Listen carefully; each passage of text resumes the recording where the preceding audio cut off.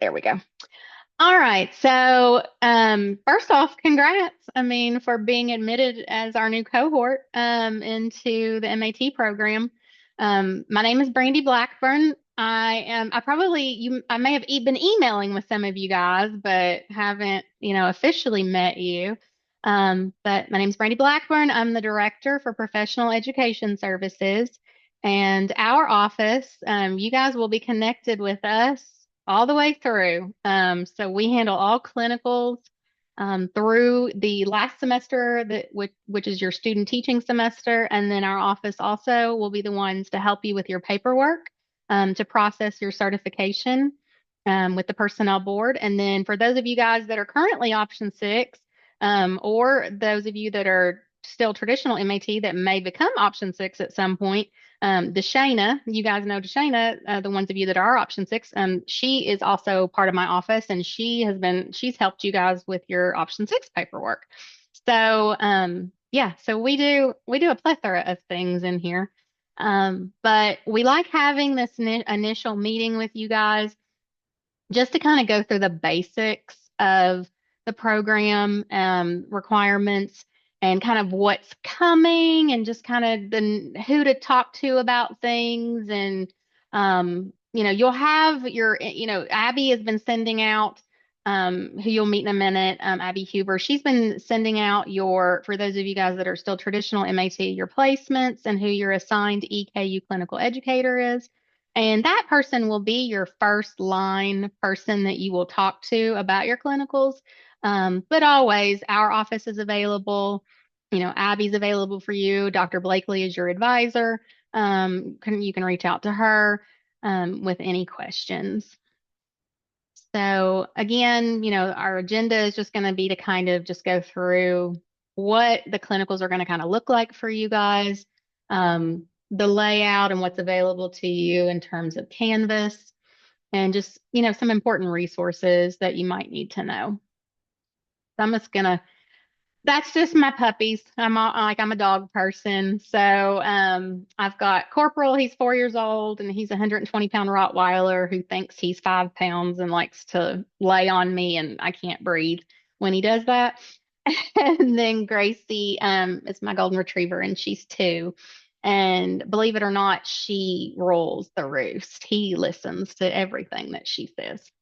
So, but yeah, so I'm a big dog lover, and then I'm also a sports junkie. So whether it be football, basketball, baseball, um, I'm hoping and rooting for the Reds to actually make the playoffs right now. I'm living and dying by it because if you are a Cincinnati Reds fan or know anything about the Reds, you know that they're not, they haven't been good for a long time.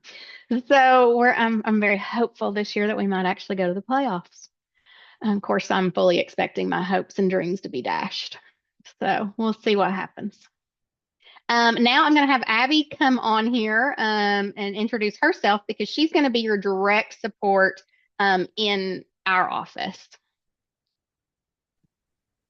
Hi guys. So as Brandy said, I'm the online clinical placement coordinator for you all. This is actually my first semester fully taking on placing all of you MAT students. And so I am still learning as we go through the differences between the graduate and undergraduates, because I also place all of our undergraduate online students, and our online student program is growing very much, as is our MATs as well. Um, but as you can see there, I used to own a Princess Party company, and that's always like my fun fact. I'm a huge Disney fan. I used to work for Disney. And those are some pictures of me getting to spend time with Rapunzel, Ariel, and Anna. And then that middle picture is just me and my partner. We are celebrating our 5-year anniversary this year. And then the dog on the right, his name is Chewy. He is not my dog. We weren't able to have pets in our apartment. We did just buy a house and we moved. So I'm very, very ready to have pets. But not quite yet. That is my mom's dog. His name is Chewy. He has 3 legs. He is the sweetest dog in the whole world. He is so quiet and he's like a little gentleman. He just lays around, doesn't make a sound. He's so sweet.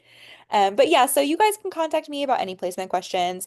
You guys probably saw the email that went out yesterday or maybe the day before. To be honest, this week has been insane, and I don't even know what day it is anymore, but we did send out placements. And I have received a ton of emails. I was telling my undergrads this morning, I came in and saw that my emails were at 446 this morning. So I apologize that I am still I'm getting through them all. But if you've emailed me and said, hey, I'm employed at this school, can I do my hours here? The answer is probably yes, but I need to figure that out. And I'm just going through right now, making sure that everybody can make sure that their placement is correct and what they need. So bear with me as I get through those emails, but I promise I am reading them. But if you have any placement questions, you can talk to me. Thank you, Abby.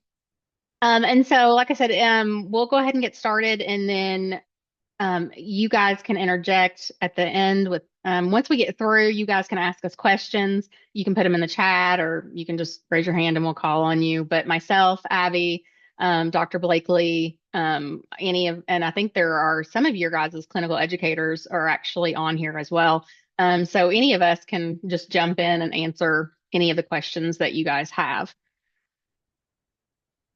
So just because there is a lot of, I know with a lot of different career fields, but especially I know with education, we have a lot of acronyms.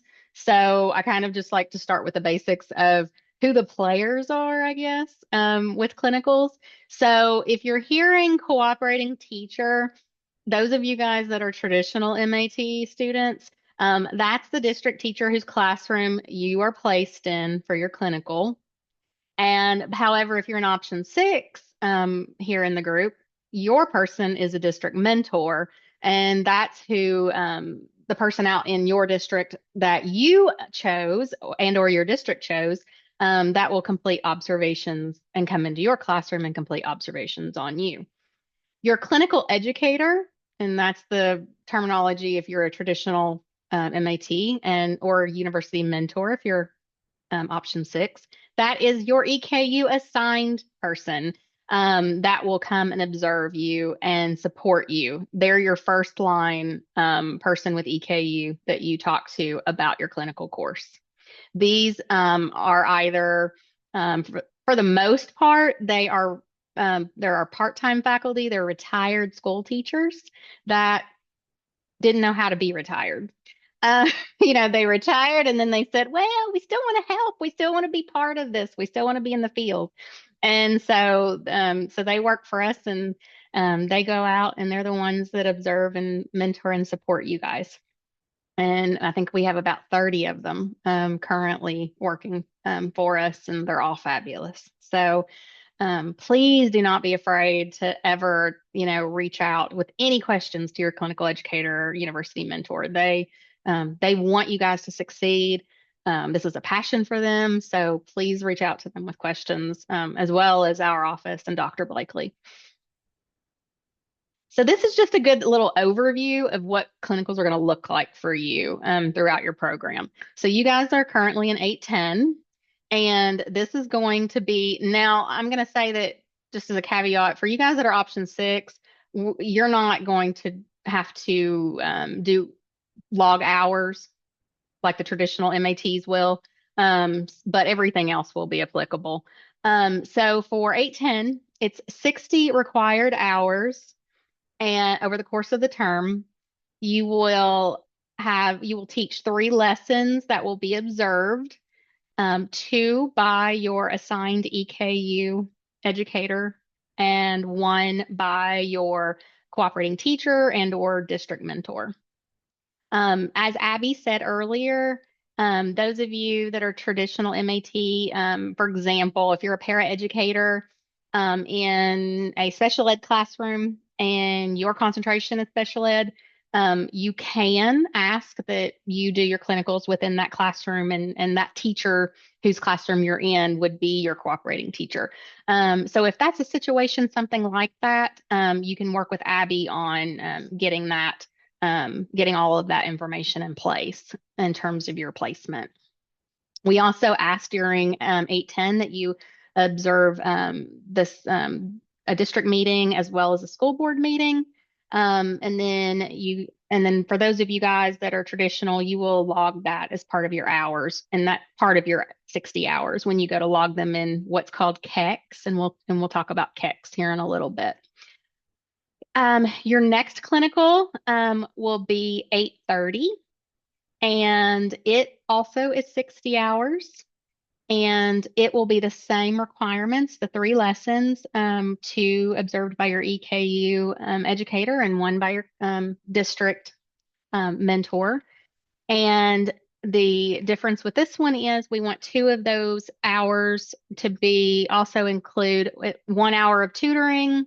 It can be after school tutoring. It can be a pullout to tutor an individual student, and then 1 hour of a PLC activity. And you can talk with your cooperating teacher and or your team about those opportunities within your school. Your next clinical is 8:40, and this one's a little bit different. If you're elementary, you will actually take this course two times for a half credit each because it's hubbed with some other content courses that you will do some assignments in your clinicals for them. So you take it two different times. You'll refer to your planner and working with Dr. Blakely on that, but you'll take it two times for a half credit.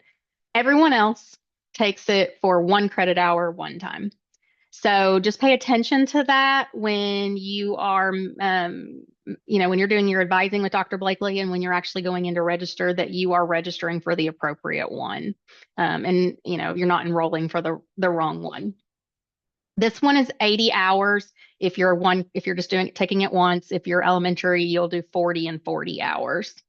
Again, same requirements on the lessons. It's three, two with your EKU clinical educator and one with your cooperating teacher, district mentor. And then your last clinical with us is 897, which is deemed your student teaching semester. It's a full semester. 70 days is the minimum requirement that the state, requires for licensure. And if those of you that are option 6, again, you don't have to keep track of days because you're the teacher of record and you're there every day anyway. But those of you that are traditional, you will have a calendar that we send to you that you turn into us every month, so that we can keep track and ensure that you're on target to hit those 70 days.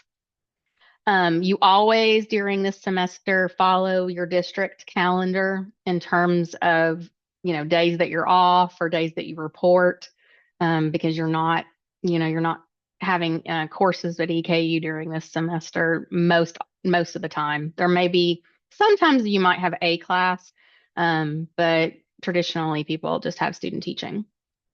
With student teaching, you get observed 6 times, 4 times by your EKU clinical educator and twice by your district mentor, cooperating teacher.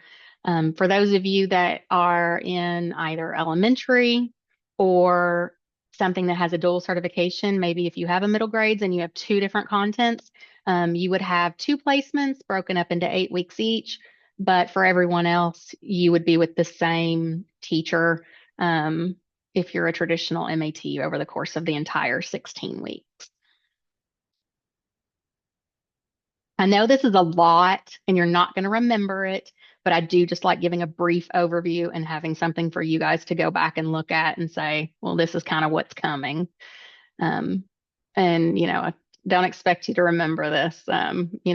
We have these meetings every semester, so you're gonna know what to expect each time.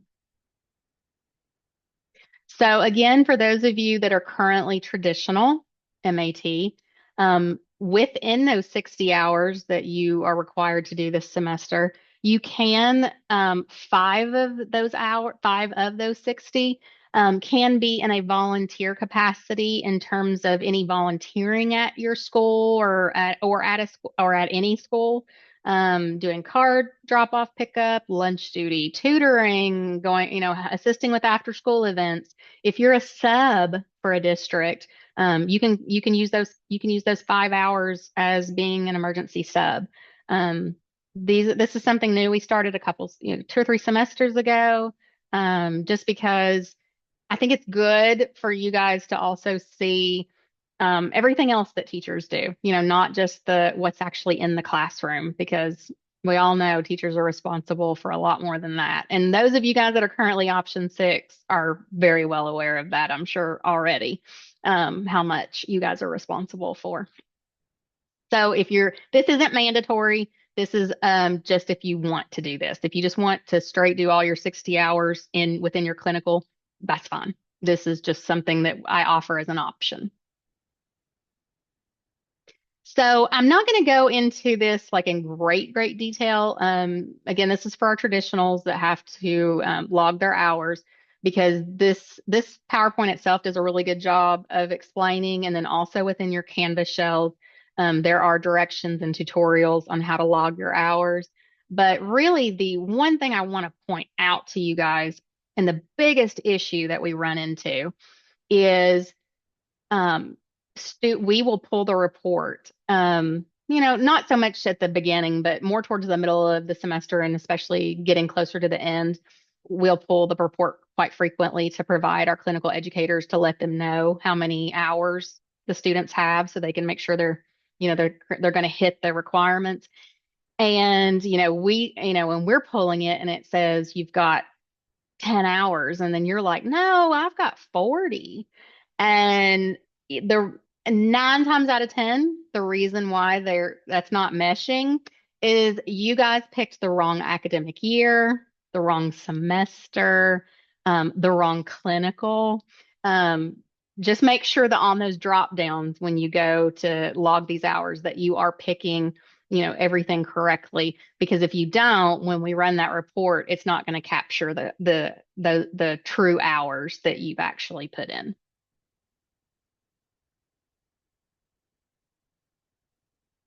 And as I said, like these other slides, it can show you how to correct things, how to submit, but also again, there's tutorials within your Canvas shells for this. So grading for clinicals. We do contract grading for all of our clinicals, meaning that everybody starts with an A, so it's kind of left up to you if you don't keep that A. You are guaranteed an A if you demonstrate professional dispositions in your clinicals and in communication with our office, with your clinical educators, with Dr. Blakely.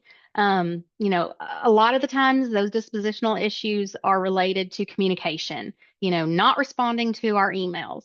Obviously, we don't have the expectation that you guys, we send an email and that you're supposed to like be literally monitoring it immediately. And, but we should hear back from you within about 24 hours, unless you've got a life event going on. Um, and timeliness is another. If we're getting reports from your cooperating teachers or people, or even those of you guys that are option six, if we're getting reports from your principals or people in the building that you guys are late or, not doing the things that you're supposed to be doing there, those are dispositional issues that can and will affect your grade and could even potentially, um, you know, don't make it to where you have to come to what's known as our peak committee. It's our professional education advisory committee, because that means you're on the bad list. You don't want to do that. And we have to talk to you and maybe even put you on an improvement plan. Um, I don't like those meetings. I don't want to have those meetings. So, just make sure that you're following the guidelines and being communicative with emails, because trust me, we don't send emails unless it's something important. And the next one for you guys that are traditional, submitting your those KFETs, KEX hours as they're completed. So, we really do want you as you're going each week, um, or if you can't, and obviously if you can't go in a particular week, that's fine. But as you go, just log them as you go so that we can keep track and make sure that you're on pace to hit those hours. The next one, submitting your lesson plans to both your clinical educator and your cooperating teacher within 2 business days prior to when they're gonna observe you. And the reason why we say business days is because, if you're going to teach a lesson on a Monday that's going to get observed, it's not fair for, them to get that on a Friday night or a Saturday morning. We need to be respectful of their weekend. So we ask the business days because then the expectation would be that you would submit that either, Wednesday night or at the latest Thursday morning. That way they have time to review it, give you feedback so that you can make adjustments prior to them coming in and observing you on that Monday. Um, Post observation reflections, we ask that those are submitted within 3 days of your lesson. And for this particular course, a final evaluation will be completed by your clinical educator, and you have to receive a holistic 2, and it's out of a total of 4, a holistic 2 on your final evaluation. So as you progress through clinicals, 810 and 830 will be a holistic 2, but 840 and 897 will be a 3. Just because, you're at that point, we feel like you've gotten more preparation and more familiarity with how to complete lesson plans, how to the comfortability of being in front of the class and doing those lessons and the standards, and we have the expectation that you should at that point be moving up to a 3 holistically. And then finally just completing the actual assessments that are required for the clinical. So again, you get the A if you do all that, but you can earn a grade lower than an A, obviously, if one of those don't happen. If it's lower than a 2, if you don't submit the hours for those of you guys that are traditional, if you're getting, if you come in with a bunch of 1s and 2s on your disposition, that there's been a lot of issues, and then obviously not completing those required assessments. So for those of you that are option 6, you already know this because you've completed the process. But those of you guys that are traditional MAT, if you plan on or are trying to become option 6, if you get hired by a district, these are the steps that you would then do to transition yourself to option 6. And realistically, it really just starts with alerting Deshana in my office.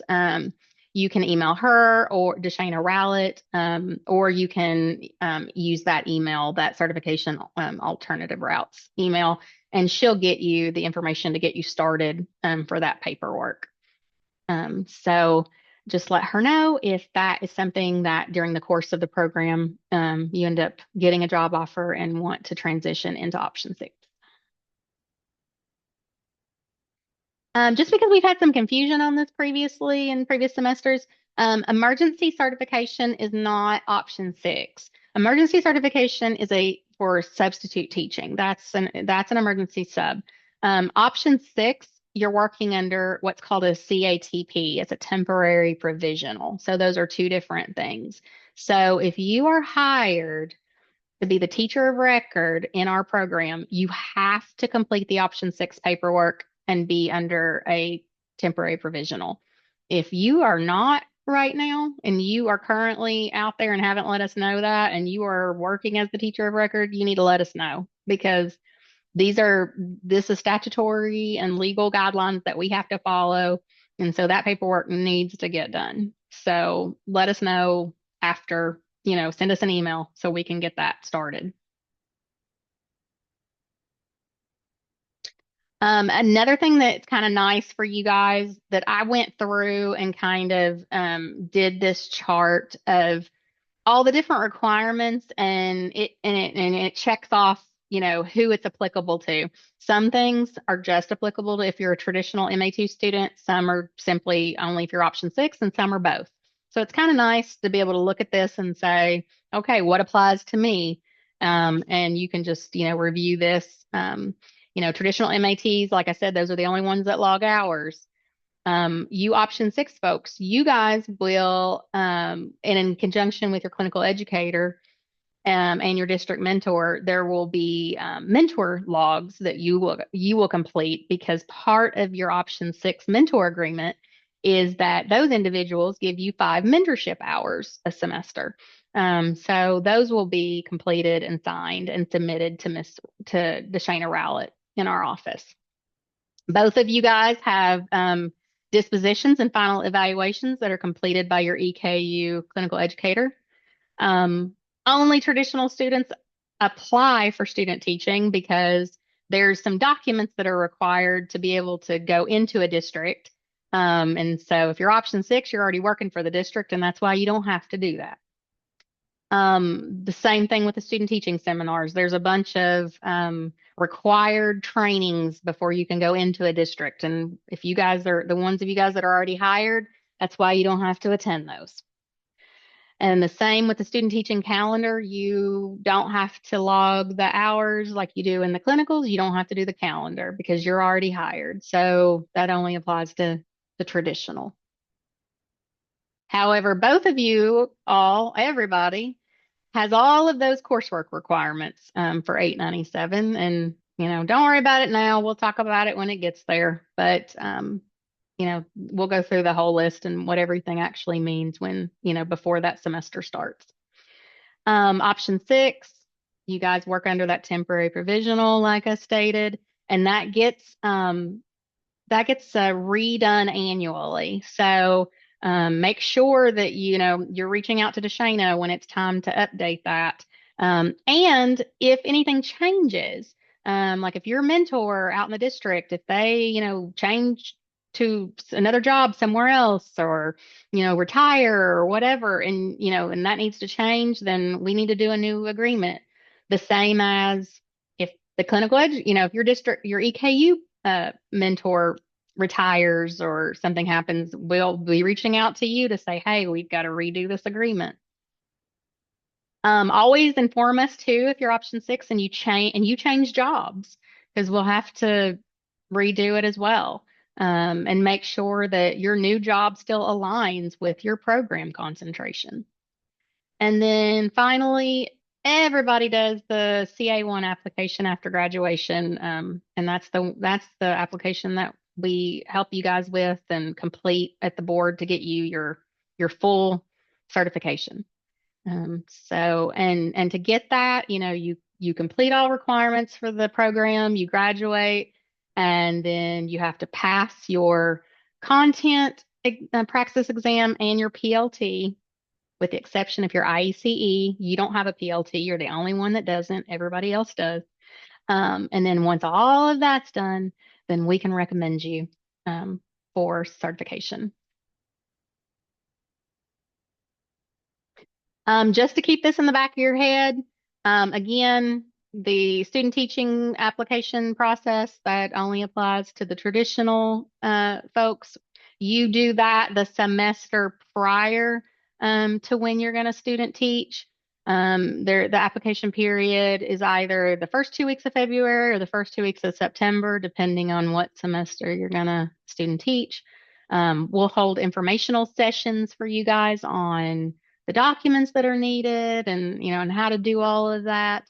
Um, and we'll talk about, all the coursework and the requirements during those sessions. Again, remember that if you are option six and you are middle grades, or if you're a traditional MAT right now and you want to go option six, if you are middle grades, secondary, or a P through 12 certification, you must pass your content praxis in order to become option six. The only areas that are excluded are those below: elementary, IECE, LBD, MSD, DHH, art, and music. If you are anything else, you would have to pass your content praxis before you would be allowed to become option six. So just keep that in mind if you are currently traditional and you're trying to find a job and become option six. So Canvas is our new learning management system. We transitioned to that from Blackboard over the summer. Hopefully you guys have been in your Canvas shells already. But you'll find, everything you need's in there. The syllabus, we have a student handbook, All the templates that you'll use for everything, your lesson plan template, your post-observation reflection, the disposition rubrics in there. Um, the student learning and licensure is the program that we now use. It's brand new for us this semester, so we're all in a learning curve with everything. So bear with us on that. Um, but it's the platform that we use for your assessments. And there are links in Canvas that take you, like you'll click on for like if you're putting everything in for observation one, your lesson plan, your post observation reflection, so that your clinical educator can go in and post that score. You'll go in through Canvas on that link, and it'll take you into the student learning and licensure. Now, having said that, if you look at your announcements, it will be telling you that you first have to log in and set up your account. And it gives you the instructions on how to do that. And you should have received a code from the bookstore, from EKU Books at eku.edu to be able to log in um, to Student Learning and Licensure for the first time. If you did not receive that code, and also, if you haven't, check your spam first because sometimes it goes into the spam folder. But if you haven't received it, you need to call the bookstore on campus. We don't have those codes. They'll have to reissue that to you. There are also tutorials in Canvas for how to use SLL, which is what we shorten and call it, and also for you that are traditional that have to log your hours on how to do that. There's also links in Canvas to free praxis prep for when if you're going to be somebody that wants to transition to option six and needs to take that content exam, or for those of you that, don't have to until the end, or any of you guys for the PLT, there are links for free prep, and so you can go on those and take some practice exams and see maybe where your areas you're weak in and what you need to focus on. Again, these are just more of the instructions and links for those of you that are going to log hours and KEX. And like I said, with the student learning and licensure, you should have received that code. If you didn't, contact um, the bookstore. And Wesley Watts, I put his email in here. He is our IT manager for our college. And so if you have any technological issues with the system, he would be who you would reach out to. Questions related to the actual clinical course and the assessments and the assignments, that's your clinical educator. But if it's something technical, reach out to Wes. Again, going back to those dispositions, you're going to get evaluated for dispositions in every clinical course. So just be aware of communication, timeliness, professionalism, and preparation, because that all is, what is really what gets spoken to within those dispositions when they're completed by your clinical educators and your faculty. And then just to keep in mind, just something in the back of your mind, not, I'm not going to go into great detail, but you'll apply for graduation, generally the semester prior to graduation. You'll get a lot of just be watching in your email. You'll get all the emails from the registrar's office and Big E Central on Grad Fest and ordering regalia and commencement info. And then you'll also, during that last semester, be receiving more information from our office on the steps you'll take upon graduation to get that certification. And then, although you guys, I know this is an online program and you're not on campus, it doesn't mean that the resources on campus are not available to you if you need them. So I just wanted to put some links to some of the, great resources that we have on campus, the Noel Studio. They're fabulous with assisting you with papers and presentations if you need it. Um, the librarians and the grad assistants that work over there, they're great with helping you find resources. We have a whole section in the library that is a school resource section for our program that's great to use.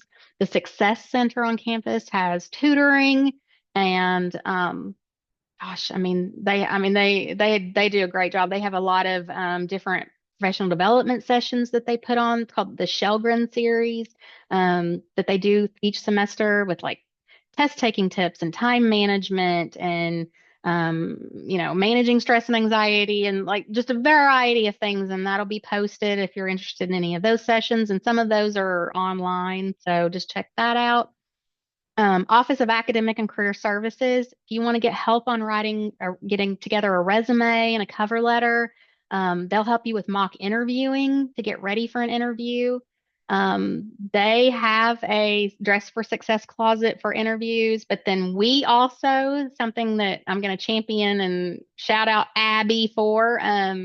She started this, it was her brainchild, and we started it last January. We have a clinical closet. And we have two huge closets, one for all female clothing and one for all male clothing. We have a dressing room too. It's across from our offices here on the fourth floor of Combs. You guys are also more than welcome to come up here and shop it and get clothes for clinicals and clothes for your work if you need it. We've got all sizes, got shoes. I mean, so please feel free. These resources are for you guys too. And then Colonel's Cupboard, it is to help any students with, they have food and toiletry items and they have casual clothing for anyone that needs it. And no questions asked. You can just come on campus and go there and get some of those resources if it's needed. Last couple things. Always remember this is something that it's sometimes hard because you might, especially you option six people, you'll be at work and you're just wanting to shoot us an email, but you've got to always communicate with us with your EKU email. We can't talk to you guys with any other email. That's a requirement for us. So always make sure you're using your EKU email when you're sending us communication. If you haven't done so already, and Abby has sent you your placement, those of you that are traditional, and those of you guys that are option six, that, if you haven't already reached out to your EKU mentor, and you should know who that is because they're on your mentor agreement.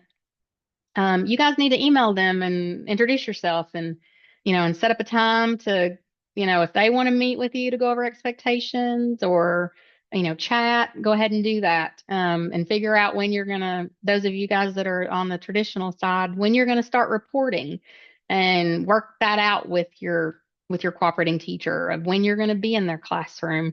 Because they definitely prefer it to, there to be some sort of consistency to that, set up some kind of schedule. So just so that they can kind of plan themselves on when you'll be in their classroom.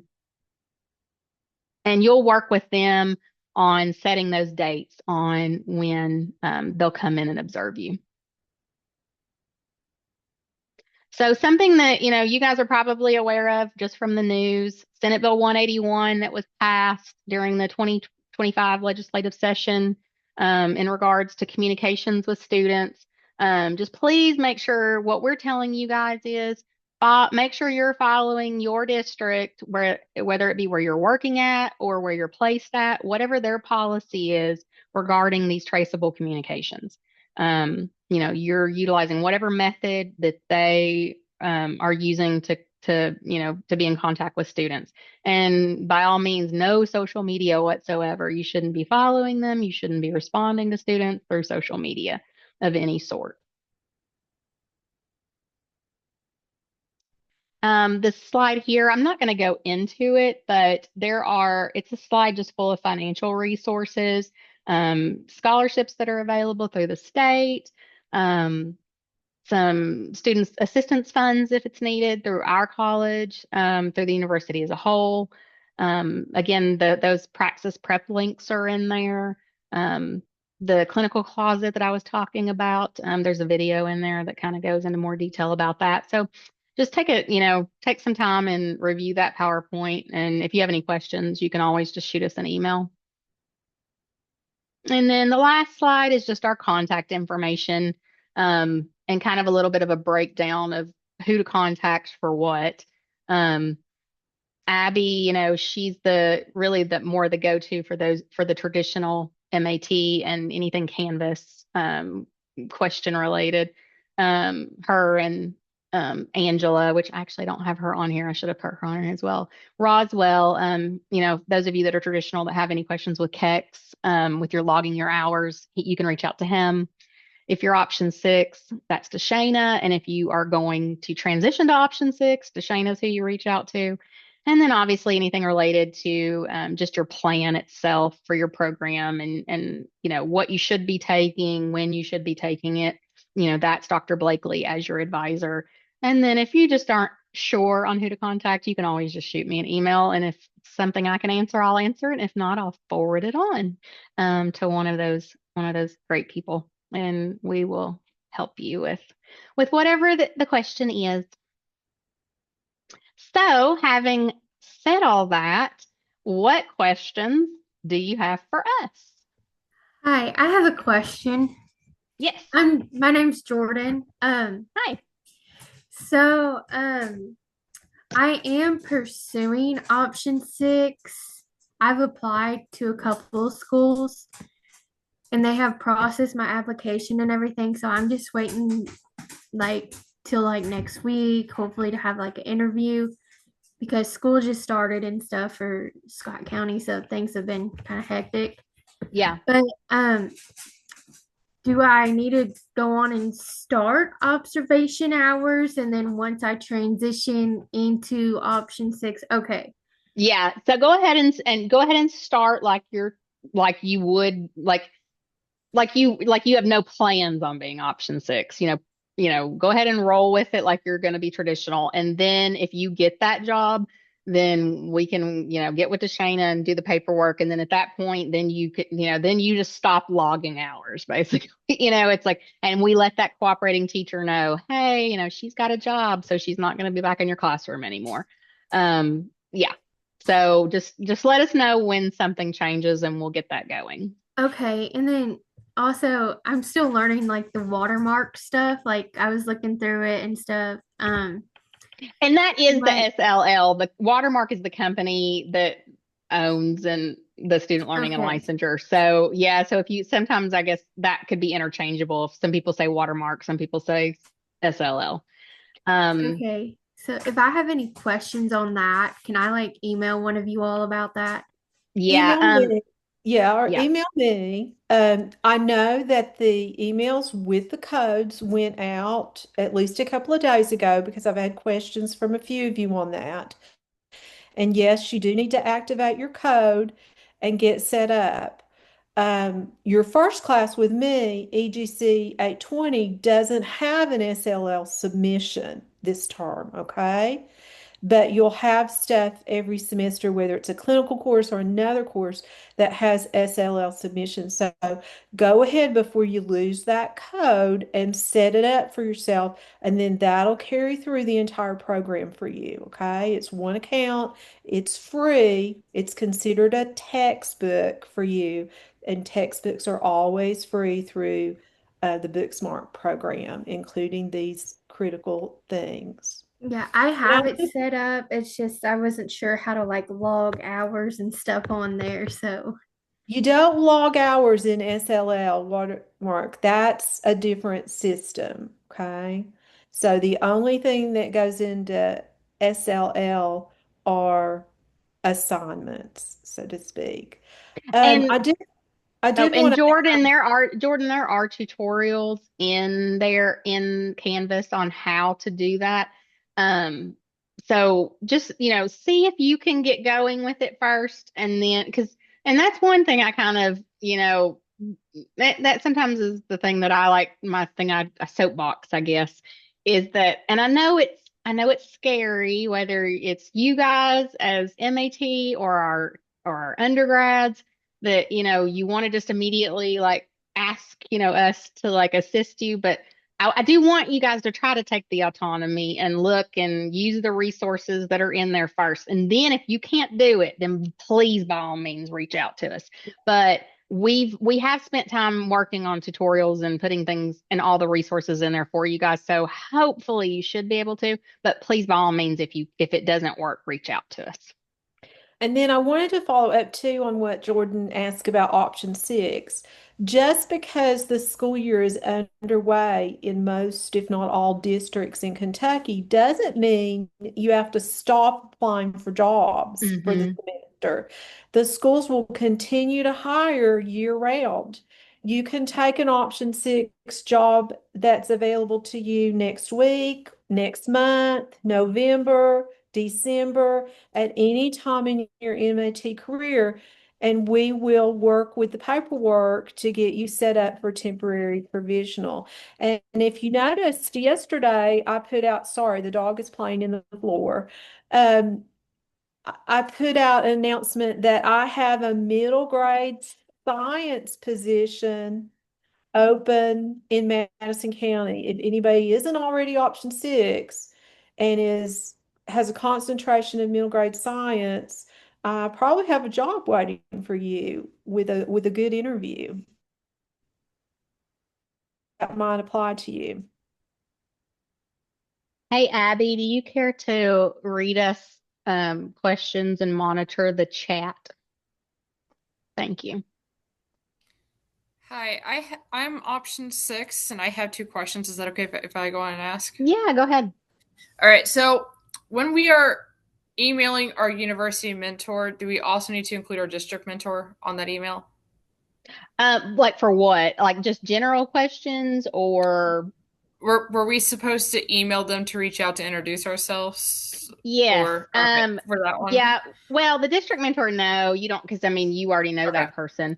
That was really more for the traditionals, but no, for you guys that are option six, send an email if you haven't already spoken with your EKU university Okay. mentor. Go ahead and send them an email. Okay. And then my second question is, do we also have to submit lesson plans for option six? Yes. Yeah. Okay. All of Easy. that regarding your assessments that are required, the assignments, all of that is the same for everybody across the board. Okay. I just wanted to make sure because I didn't see a yes or a no, and I just wanted to get clarification on that. Yeah. Thank you so No, you're much. fine. I had a question real quick, if that's Sure. okay. Oh, yeah. That's what Um, we're here for. sweet. I had emailed Abby about this, and Abby, you did email me back, but since we're already on here, I just want to go ahead and ask it. So, I'm working MSD this year as a paraeducator, but my field is K through 5 that I'm pursuing.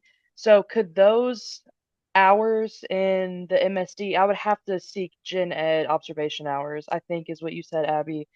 But if I'm completing it while at work, my principal and the teacher said that they would like allow me time within the day to complete those observation hours. I just wanted to make sure like that's okay. Okay, cool. Yeah. Yeah, that's fine. It's just that we do ask that it's with the same teacher. So you all determine a teacher that they're going to let you have time to go and get those hours with because that person is going to be responsible for being your cooperating teacher and they're going to Yeah. do an observation on you. Okay. So yeah, so just figure out who that person is and provide that information to Abby. Okay. Thank you. Yep. I have a question. Okay. So I am MAT, but I'm school librarian, and I just got option one certified. So after this year at my school, I'll be officially a certified librarian. I already passed my praxis. Do I move forward in the option six way, or do I move forward traditional? I've been with my school. This is my third year.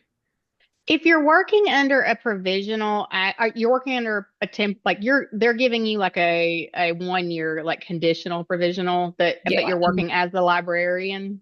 Yes. And then after Yeah. I spend this year, I'll get my full certification. Yeah. So even though you technically you're not an option six in terms of you're not a temporary provisional, you're Mhm. a provisional conditional, you're still going to be treated as an option six That's fine. for our purposes. Yeah. Okay. And then I had another question.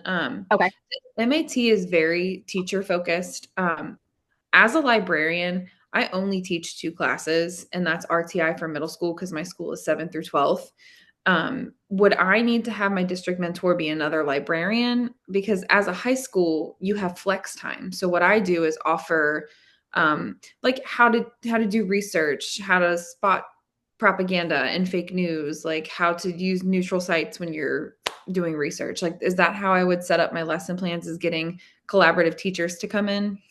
You can do that. You can also, um, which if you, because you wouldn't have someone else that necessarily has the certification in your building, we tell those individuals that to have one their principal be their mentor, Okay. and they would be the ones to come in and do an observation. Okay. If I could work it out with my principal, I think he's new, so but I know we have the librarian at the intermediate and our schools are like 5 minutes apart. If I That could, would be best case scenario if they have the ability for them to actually be your mentor. That's I mean, that would be way better. because I So could probably go I would to love to see that if you all could have that worked out. Okay, cool. Thank you. You're welcome.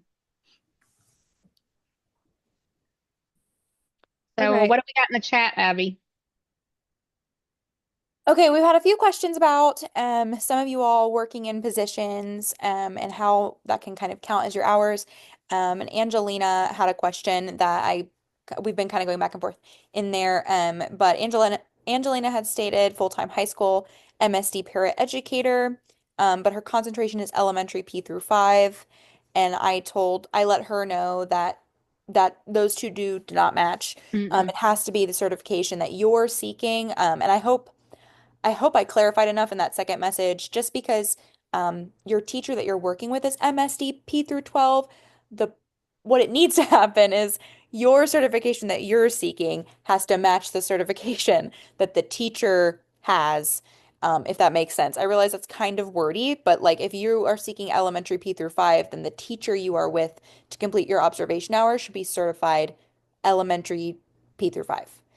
Um, if that does that not make sense to anybody, let me know if that's confusing, because I recognize that these are kind of case by case sometimes, where we have to really like learn where you are, what you're doing, who's with you, who's with you, and things like that to figure out if those hours count.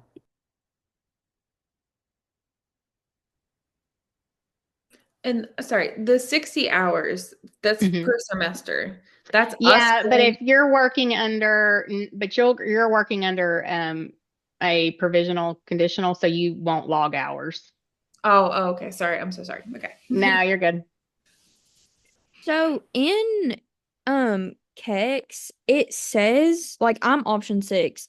But it says on my KEX account, it says that 200 hours are Yeah. required for everybody. So does that just not count for option 6? No, so we work under the assumption that because you're the teacher of record at the school every day, you're going to get way more than 200 hours. So that's the reason why you just don't have to log them, because you're there every day. Okay. The ones that are traditional, they're going, once a week. Um, but yeah, so that's the reason why it's not required of option 6. Okay.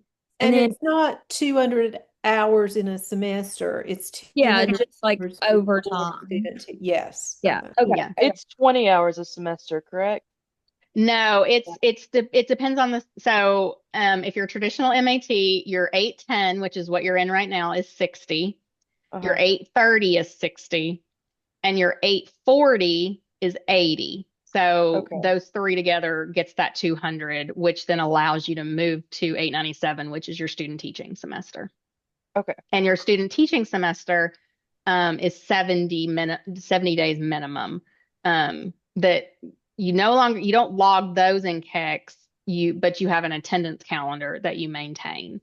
But again, that's for the traditional MAT I'm folks. wondering where I got the 20 hours from. Is it 20? Was there something specifically geared towards 20 hours, or maybe I just got We typically say that your first 20 hours of 810 are observation a lot of times because you're getting yeah. acclimated to the classroom. Uh-huh. But there's nothing that's just 20 hours. Okay, gotcha. Thank you. And I have another question now. So with the student teaching semester, is that essentially just the same thing for the other ones for those of us that are option 6? Yes, it's the same Okay. thing. You won't do an attendance calendar because you're going to get more than 70 days because you're there every day. Okay. I But just wanted to make sure about that. Like, is there no, you're anything fine. same as the others? So, okay. Thank you. Yeah. Okay, I have two more questions and then I'll shut up. You're fine. So there's no like actual due dates for any of the observations or anything. Um, No, I mean, that will be left up. That's the reason why I say go ahead and, start reaching out to your EKU assigned educator, because they all are going to work differently. Like some of them, want you, like they'll have their own calendar that you'll go in and sign up on for days. And some of them, it's just emailing back and forth what works, so it's between you guys on setting that time and those dates and okay. what works for you guys. Okay. Okay. I I have a think question. Yeah. So I'm a special ed para in an elementary school, and um, I guess my question is, can I work when I'm working with my special ed teacher, I can log those hours as observation hours? Okay. Yeah. Because that's your concentration, right?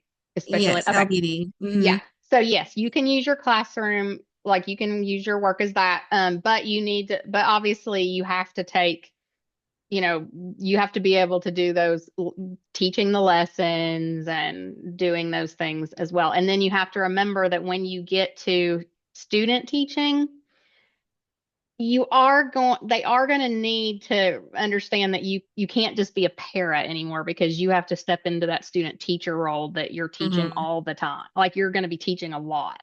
So you just be thinking about that when that time comes. Um, Okay.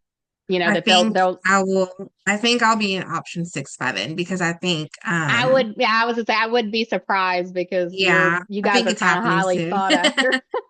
Yeah, Okay, thank you. you're welcome. Let me jump in. I see several questions in the chat about praxis and when to take praxis and when you need praxis. As Brandy mentioned earlier, there are only a few concentration areas in MAT that don't require the praxis for graduate clear admission. Those are elementary, MSD, LBD, library science, IECE. Did I catch Art them and all? music. Art Art and and music. music. Art and music. Everybody else has to take the praxis content exam in their subject area for clear admission. You've either already been admitted clear if you're in those other concentration areas, or you were admitted graduate provisional to allow you to take classes for 1 semester while you go schedule your praxis and take it so that we can clear admit you for the spring semester. Okay. To be option 6 eligible, you have to have taken the praxis and passed it if you're in a concentration other than the ones I just listed. Only elementary, LBD, MSD, art, music, library science, IECE are allowed to be option 6 without a content exam up front. That's because their concentration has a lot more subject matter built into it than yours does. If you're middle, secondary, for example, you come in at the start of the MAT with an undergraduate degree in the same subject matter or with at least 24 hours in that subject matter. So we're not trying to teach you subject content. We're just teaching you pedagogy. So you should be able to pass that exam up front, and that's what districts want to see to hire you. Okay. You can And as decide. oh, sorry. But everybody will have to either, if it's not required when you're admitted, you have to take the content exams before graduation, and you have to take the PLT, the professional learning test, before graduation to graduate and have your certification awarded by Kentucky, the licensing board. Okay. And elementary is an example. In elementary, you've got to take tests in 4 subject areas plus the PLT, not just one. And there's a new reading test. So you have I think it's 6 exams that you have to take and be split. Well, the reading test now is going away. Oh, okay. So yeah, as of September 1st, guys, the elementary multiple subjects, you guys that are elementary, it's moving from the 5,000 to the 7,000 series. And this reading test that they have been having the students do in addition to the others this past year, it got built into the 7,000 series, so it's back to just four.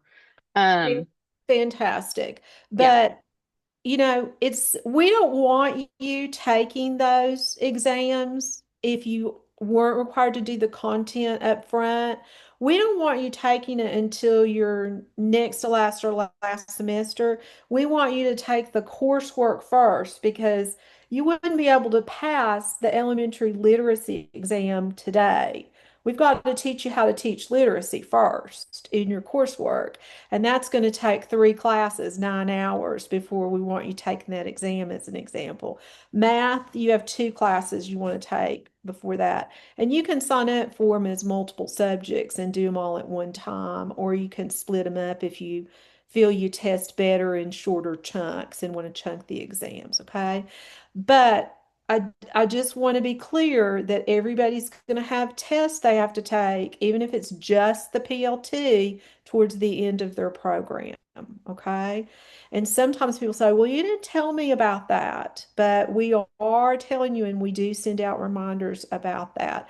Just like we'll email reminders, apply for graduation with graduate studies. If you don't apply for graduation at the right time with graduate studies, they won't let you graduate. You'll have to sit around for a semester waiting for graduation the next semester. Why is that important? Well, districts look at your salary for the next year based on the degrees you hold in summer. Okay? So all of that can have a domino effect on you if you don't do the paperwork. So the best thing that you can do, as Brandy mentioned earlier, is watch for emails from EKU. They're always important, even though you might feel like you get far too many each week. Read them, take time to review them, and then file them away somewhere in case you need them later. And I will say, guys, those of you that are elementary, um, if you take it as the multiple subjects, so it's an all day long because you're taking four different tests. Mhm. Um, it's not you have to pass it all or you fail it all. Like, if say you just fail one of the subject areas, then that's the only one you have to repeat. You don't have to like retake the whole, like all four again. So just keep that in mind when you're deciding, do you want to take it as one big chunk or do you want to split them up? Taking it as one big chunk is cheaper. They do give you a break on the price, but weigh that against, like Dr. Blakely was saying, if you're somebody that, it's better for you to split it up with, test anxiety or, maybe like short attention span or whatever it may be, just whatever works for you. Yeah. The last practice I had to take lasted 6 hours, and we were literally doing yoga on the floor in the hallway in on our lunch break. It was so bad. So those long tests can be killers. The other thing is, if you need to identify your test code, somebody asked that in chat and I answered it. You've got to go to ets.org yourself.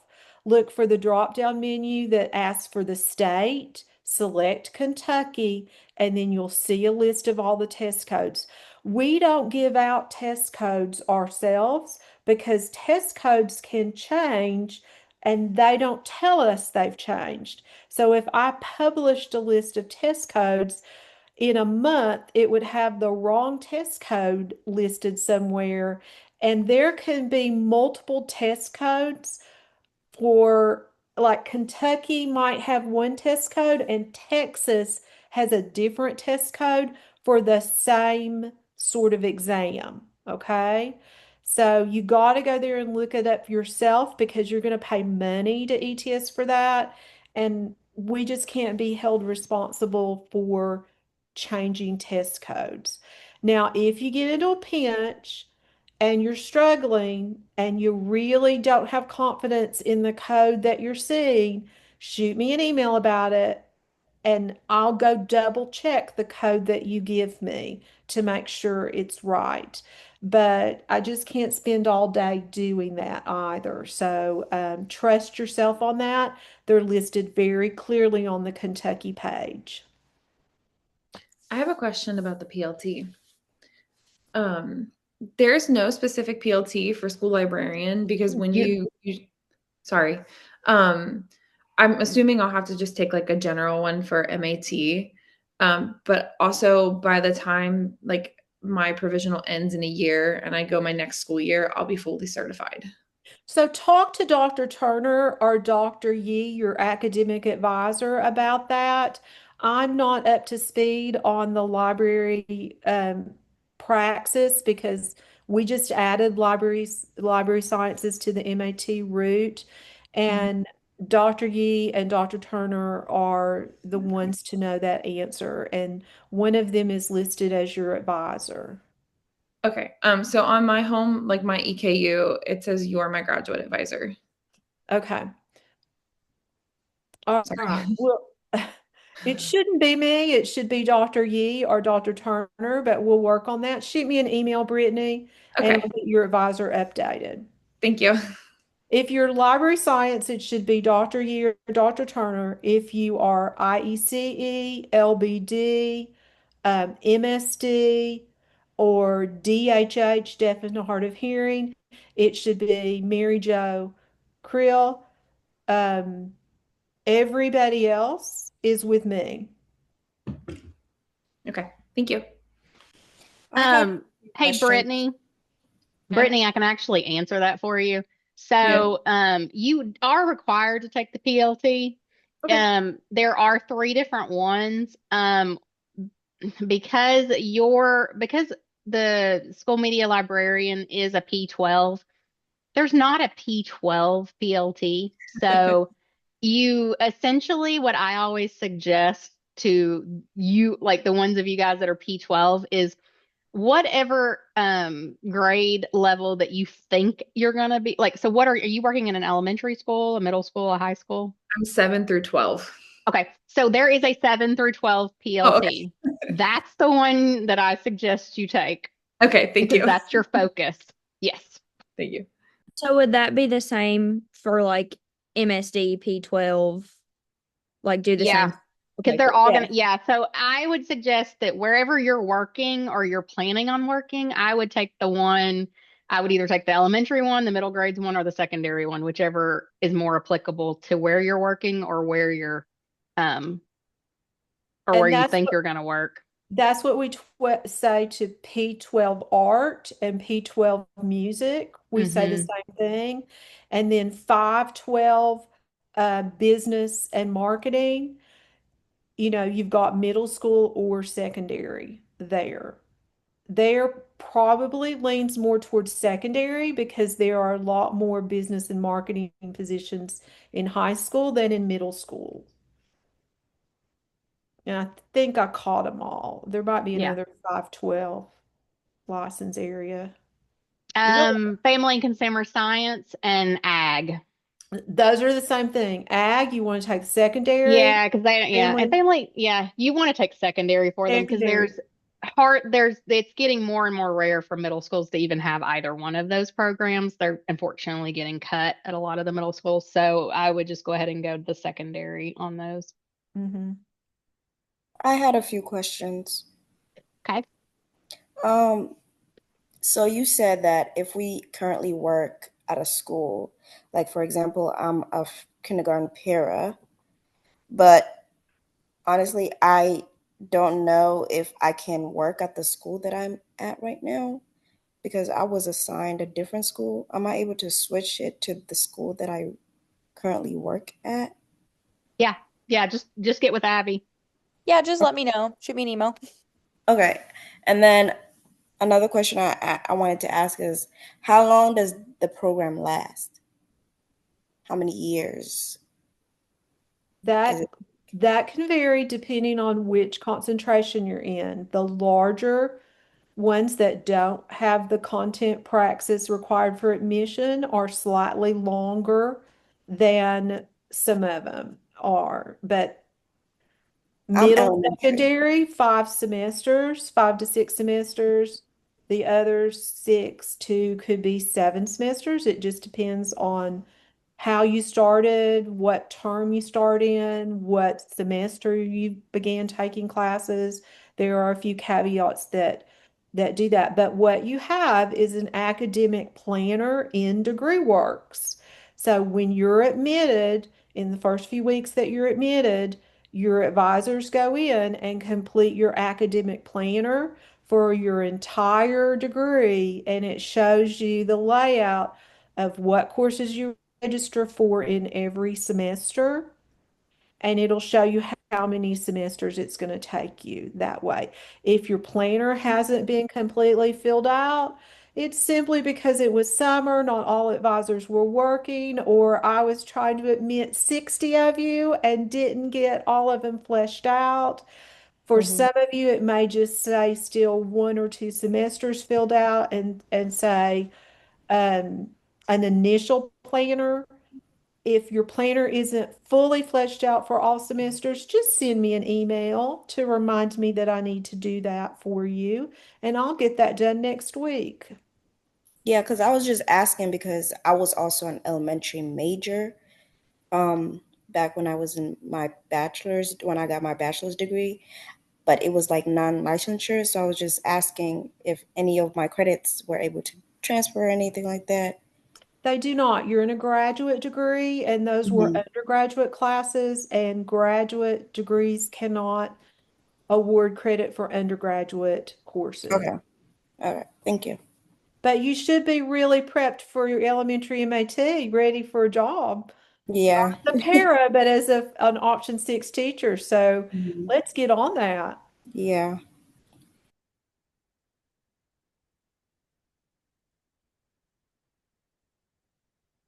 Do we have any more questions? Or is there anything else in the group, Abby, that we need to discuss out loud? I was just gonna say, I think there were quite a few of you that I replied to directly, and I didn't put my reply like to everybody in the chat.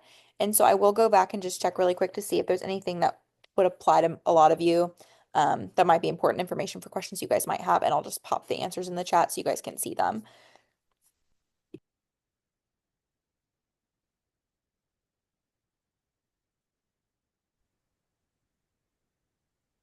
Has anybody else got any questions they want to ask in the group? Well, while you're thinking, I'll just remind you all, we're headed into the weekend. Your faculty, the staff at EKU work Monday through Friday. We try to give staff a break on Saturdays and Sundays. I usually screen email at least once or twice over the weekend, but you can expect a slightly slower reply if you have a question. But if there's an assignment ever due on Sunday or Monday at 9, depending on when deadlines are, and you can't do it, don't panic. Just wait till Monday. You'll get a reply and you can submit the assignment a little bit late. Okay. There's never anything at EKU that we can't remediate or fix or extend. There's never anything worth raising your blood pressure about. We'll figure it out and it'll all happen in due time. Yeah, I'm going to echo that. Like, don't, we can always fix it. And if you're concerned about something, like, it's always important just to let us know, like, just from the jump, because the sooner we know, too, the sooner we can resolve it and fix it. There might be a lot more hoops to jump through if you wait till the end of the semester. So if there's anything going on, guys, we want you guys to come to us, please.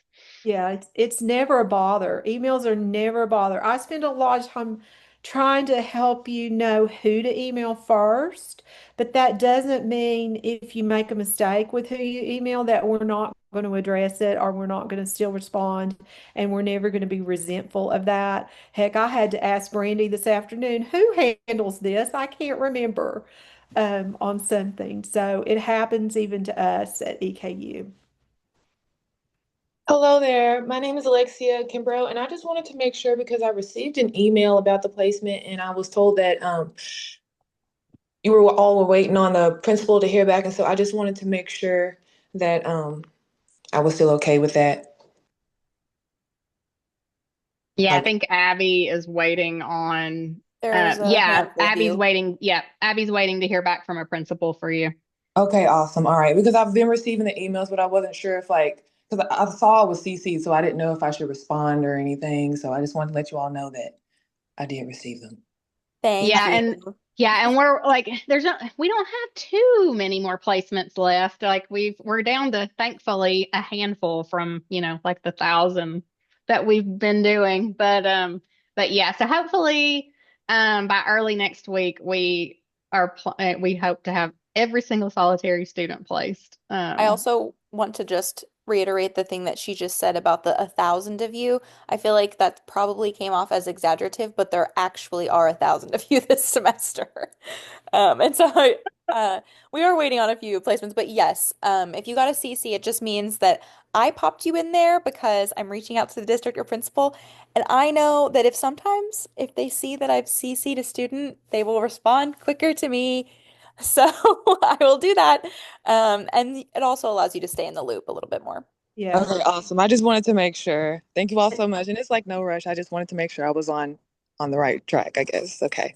There are some questions that you ask that take 5 people to weigh in before we actually have a succinct reply for you. So it can delay things a little bit, but we'll always tell you we're working on it and chatting on it. That's been my week all week this week is courses canceling for upper level students and trying to get them into replacement courses and seeing if I can get courses by special arrangement arranged for the one lone student who needed a course in agriculture or something like that.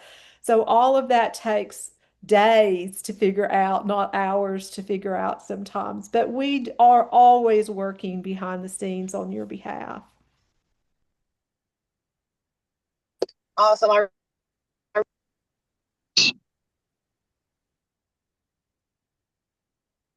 All right. Anybody else got questions? Yeah, I have one. Sure, go ahead, Luke. Uh, I'm kind of in a similar boat. I got an email about my placement, and then I got another quick email about her not having a place or something like that. I just was curious about that. Yes, I kid you not, 5 minutes after I sent out placements, I immediately had a teacher reach back out to me and say, "Hey, we had a teacher quit today, and now I'm going to be covering her classroom, and I'm going to be jumping in between classrooms, and we're going to be combining things before we hire someone." She was just basically like, "I don't think I can take a student right now because taking on an additional classroom is a lot of stress." And I told her, like, truly no worries. But it was literally 5 minutes after I sent out placements. So sorry about that. I am trying to just find you like a placement within that same school. My partner's mom teaches there, and so she can usually get me those little last minute placements pretty easily. So that's what I'm trying to do right now. But yeah, she is no longer able to take a student, but I will we will get her say, in there. Abby, just put this in your head for tomorrow that considering the fact that a couple of these folks have already said that they're probably going to be using their para status, that you've got some placements that are going to be freed up now. Yep. We've got That a is a great couple point. more option six going to add too, I think. Yeah, so we got some that'll be freed up that I think we'll be able to use from other people. And just a reminder, when you send an email to me or to others, it's always helpful if you include your EKU ID. And if you say, I'm MAT Elementary or I'm MAT Secondary Family and Consumer Science, that helps spark in my head who you are because sometimes then I can remember what to say without having to look up data. But that ID always allows me to go into Slate or to your degree audit or to your planner and find the right answer because I don't want to just randomly send what I think is right to you. So you just save me a lot of research time by doing that. And I'm sure Abby feels the same way, don't you, Abby? Yes, so much so. I also have 4 students with the same name this semester. Oh, So I have doubles, like two with the same and two with the same, and I've already emailed them incorrect stuff today and had to email and be like, I'm sorry, I have 2 of you. And it's and gonna take me a second to figure that out. And please don't get married and change your name without changing it at EKU because sometimes people email me and it's like, this person doesn't exist. And it's all a last name issue.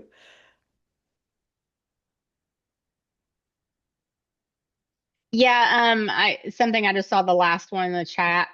Yes, if you are elementary, you will do 840 times for a half credit each. The reason being is that where you all have a little bit more content focus pedagogy that you need to take that is hubbed, that you will have some assignments that you do in clinicals with those. You take it 2 times for a half credit each. Everyone else, if you're not elementary, you only take it once for 1 credit. So just make sure that when you are registering for 840 when the time comes in your planner that Dr. Blakely has mapped out for you on DegreeWorks, that you are choosing the correct CRN, that 5-digit code that's associated with that course, that you're choosing the right credit hour. You're choosing that half credit if you're elementary, the whole credit if you're anyone else.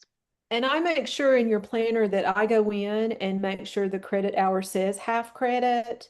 What it is in your second fall semester, so fall of 2026 elementary people, you will take your methods of language arts and mathematics. And then in your third fall semester, fall of 2027, you'll take your science and social studies methods and you'll do assignments in each of those classes that require a clinical setting. You'll have to do a unit plan and teach in each of those 4 subjects because you're being licensed in all 4 areas. That's exciting. Yes, you do go through Canvas to access Watermark student learning and licensure. The reason why we have you do that is because you'll click on the particular assessment that you're going into.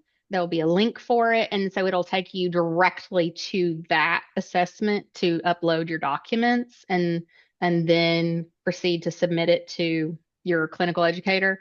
Otherwise, if you just logged in through SLL generally, you would have to then go and it wouldn't take you directly to that one. So it's just easier for purposes of you not making a mistake and uploading into the wrong assessment. And that SLL link is not always visible in courses yet. That SLL link doesn't get added to the Canvas course until about midway through the term, or shortly in advance of when those assignments are due, because they have to be manually added to all of our Canvas course shells by Wesley Watts. An amazing guy. The planner that she is referencing it's in your degree works. If you go onto the EKU's website and up the top it has my EKU, and if you log into my EKU, it'll then populate a bunch of what they call tiles, and the top tile has a bunch of then smaller tiles within it, and one of those is degree works. And degree works is a breakdown of your program and all the requirements for your program. And it has a nice little thing at the top that, it counts up to 100, the percentages as you complete things, and it checks them off in green as you take classes. But then there's also a built-in planner that your advisors do that list out the courses that you should be taking for each semester to get you to that finish line. Yes, you can make your own planners, but the only one that's active, locked, and official is the one your advisor makes.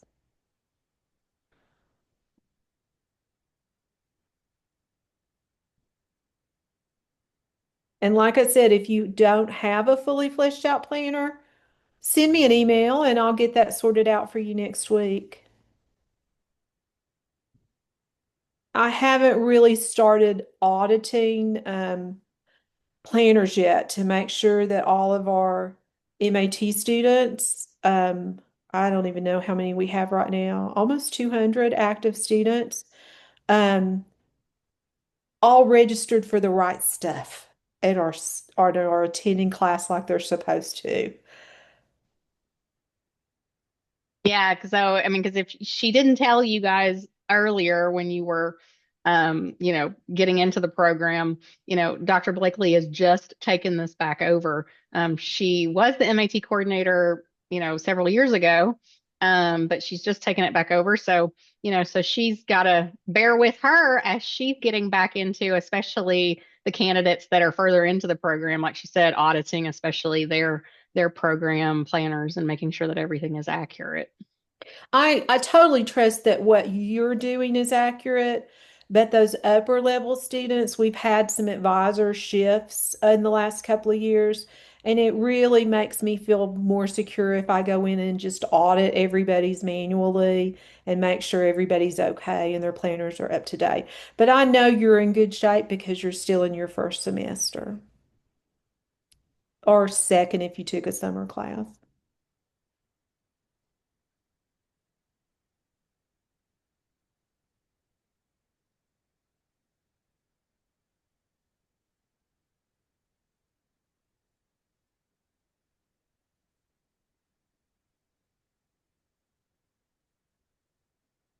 Any other questions? All right. Well, like I said, I'm going to um, tomorrow, when I get back in the office, I've got some stuff in the morning, but in the afternoon, I'm going to send you guys an email with the PowerPoint from tonight and also a link to this recording so that if you want to go back and refer to anything.